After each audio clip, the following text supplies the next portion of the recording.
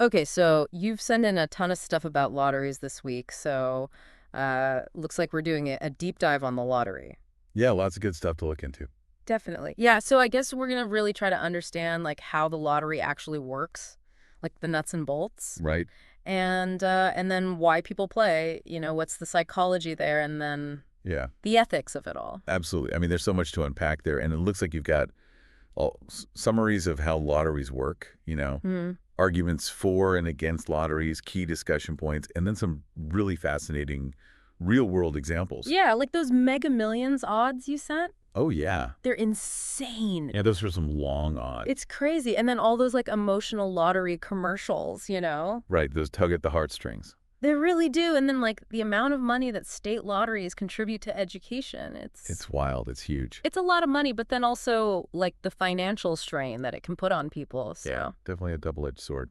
absolutely. So we've got a lot of different types of sources here We too. do. Like from behavioral economics, which I'm kind of fascinated by, to reports on lottery revenue, Mm-hmm. research on socioeconomic impacts, just straight up statistics on jackpot odds, and then like the psychology behind lottery advertising. Yeah, it's all very interesting stuff, and it really seems like the goal here is to sift through all of this, pull out the most important stuff, and really try to get a grip on this whole complex world of the lottery, Mm. and you know Yeah. maybe expose some of the pitfalls along the way. Yeah, and maybe help people make some more informed choices. Exactly. So maybe we could start with this idea of psychological manipulation. Yeah, that's a great place to start because your behavioral economic sources really highlight how lotteries are kind of designed and marketed in a way that plays on how our minds work. Yeah, like the psychology of it all. Yeah, exactly. Like one of the big things here is that they really seem to exploit this thing called optimism bias. Optimism bias. What Yeah. is...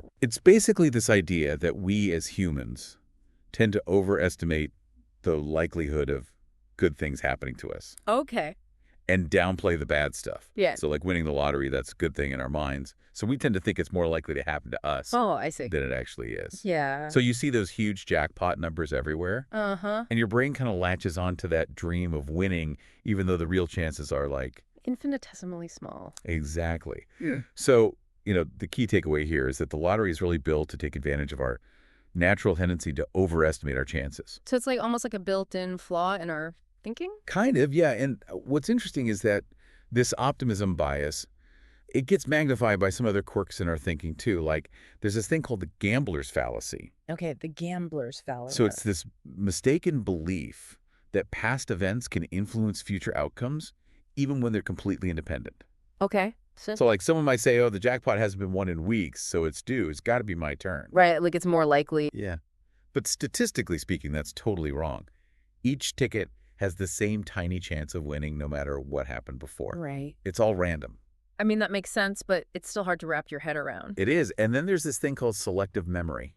Okay, selective memory. I think I've heard of that. Yeah, so your sources point out that we tend to remember things like if we win a small prize, Oh, yeah. or almost won way more clearly than all the times we lost. It's true. You kind of forget about all those times. Exactly. Those small wins or near wins, they act like these little rewards that keep you playing even though you might be losing overall. It's like those little dopamine hits. Yeah, exactly. Yeah. So again, the key takeaway for you is that our brains, they try to find patterns even when they don't exist, and we tend to remember the good stuff more. Right. And that can lead us to making decisions that aren't really in our best interest. Decisions about buying more tickets. Exactly. And if you think about it in the context of all those flashy ads and all the stories we hear about past winners, Yep. it all paints this picture of instant wealth and a carefree life, which just feeds into that optimism bias. Right, and the stories are so powerful. They are. It's all about tapping into emotion rather than focusing on the cold, hard facts. Speaking of facts, let's talk about the marketing tactics used by lotteries. Because those jackpot numbers they advertise, they're huge. They are huge, and your sources really stress how this focus on those big potential winnings completely overshadows how unlikely it actually is to win. It's almost like they're deliberately downplaying the odds. Right. You mentioned those Mega Millions odds earlier, 1 in 302 million. That's, Unbelievable. yeah, to put it into perspective, you're more likely to be struck by lightning multiple times in your life than to win that jackpot. Oh, wow. But they bury that information in the fine print while those billion-dollar figures are front and center. Right, so they're emphasizing the reward, but not the almost impossible odds of actually getting it. Exactly. And then there's that whole everyone wins thing. Oh, yeah, like you get a free ticket. Right? Or a couple of bucks.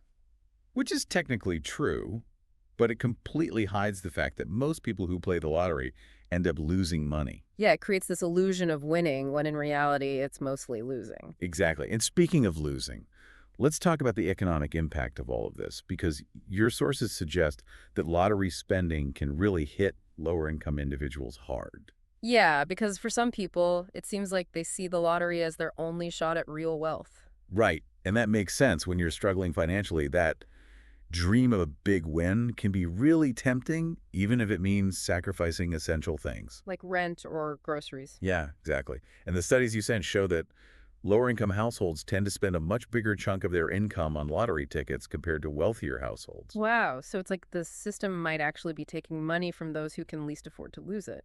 It's a really concerning thought, but it's important to acknowledge that there are also arguments in favor of lotteries. Right, like that they provide entertainment. Yeah, some people see it as a fun way to spend a few bucks. They set aside a small amount that they consider disposable income, and they see it as a little entertainment. Right, like going to the movies. Exactly, just a bit of fun and the thrill of the draw. And then there's the revenue that lotteries generate for public services. Right, that's a big one. Remember those figures you mentioned? Over $25 billion in 2022 alone, just in the U.S.? Yeah, that's a lot of money. It is. And that money goes to education, public schools, college scholarships, all sorts of important stuff. Yeah, that's a big argument in favor of lotteries, that they fund those things. Exactly. So it's a complicated issue. On the one hand, you have the potential negative impact on individuals, and on the other hand, you have this significant positive contribution to society. Right, so it's not so black and white. Definitely not. And then there's the argument about individual choice. Yeah.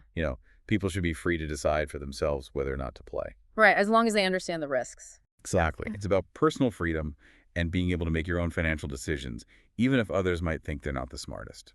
So I guess that brings us to the whole question of responsibility. Right. Like, where does the responsibility lie?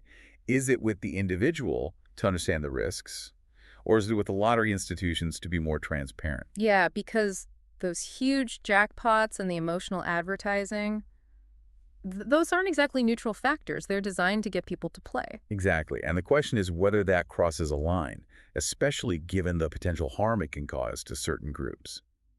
So where does that leave us? I mean, this whole lottery system, it's complicated. It really is. On the one hand, you've got those incredibly low odds and the marketing that plays on our psychology and the concerns about the impact on lower income individuals. Right.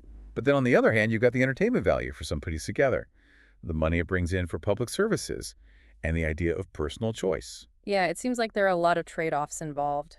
Absolutely. Yeah. And while some people might see it as harmless fun or even a necessary evil to fund important things, the evidence really suggests that there's potential for exploitation and a disproportionate impact on certain people. So maybe this is something for our listeners to think about. Given everything we've talked about today, what does real financial well-being actually look like? Right. What does opportunity really mean? And does the lottery really fit into that picture? Yeah, it's a good question to think about. It's worth considering the bigger picture, the effects on society as a whole, and the choices we make as individuals when it comes to these games of chance.